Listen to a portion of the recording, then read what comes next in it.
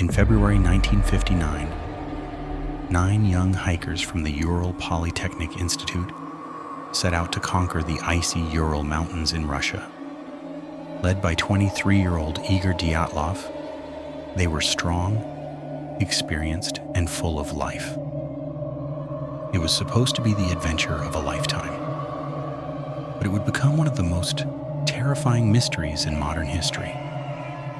2 weeks later, searchers discovered their tent, high on the slopes of coldest, a name that locals called the Mountain of the Dead. The tent was ripped open from the inside. Their belongings were still neatly arranged, their food untouched, their boots lined up in order, as if they had left in a hurry. Barefoot, half-dressed, in minus 30 degrees Celsius temperatures.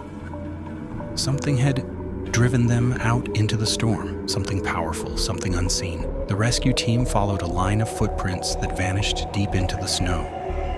The first 2 bodies were found beneath a cedar tree, side by side, with burned hands, signs that they'd tried desperately to light a fire.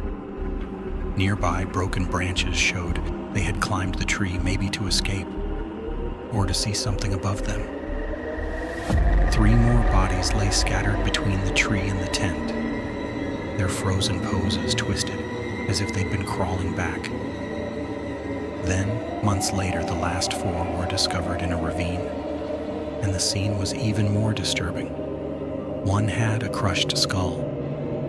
Another's chest was collapsed as if struck by an invisible force. One woman had her tongue missing. Yet there were no signs of struggle, no defensive wounds, no blood. It was as though nature itself had turned against them. Investigators were baffled. The tent had been sliced open from the inside, not clawed or torn. Some of the hikers' clothes showed traces of radiation, and among their belongings, searchers found several cameras. When the film was developed, the last frames showed strange glowing lights floating above the mountains. Was it a military flare? A meteor? Something else entirely? No one could say. Autopsies revealed massive internal trauma with no external marks. Injuries more consistent with a car crash than a fall. And still, no single explanation fit every detail.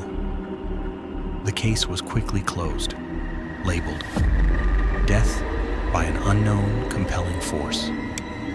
Over the decades, hundreds of theories have emerged. Some claimed it was an avalanche, a sudden collapse of snow that panicked the group. But experts pointed out that the slope was too shallow, and no signs of an avalanche were ever found. Others suggested a military experiment, parachute mines or secret weapons tested nearby. Locals reported hearing explosions and seeing orange lights in the sky that night. The traces of radiation seemed to match the theory. Another possibility was infrasound, powerful, low-frequency winds that can cause intense fear, confusion, and even hallucinations. Could the hikers have fled their tent in a state of panic, only to succumb to the cold? And then, there's the theory no one can prove, yet no one can dismiss. The unearthly explanation, those eerie lights, the silent force, the missing tongue. Were they victims of something not human, or witnesses to something they shouldn't have seen? 65 years later, the Dyatlov Pass still guards its secret. In 2019, a new Russian investigation blamed a small slab avalanche, but even that couldn't explain the radiation, the missing body parts, or the absence of fear on some of their faces. Each theory answers a few questions, yet leaves even more.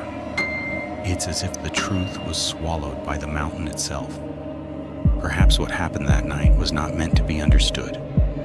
Perhaps some mysteries are best left buried beneath the snow.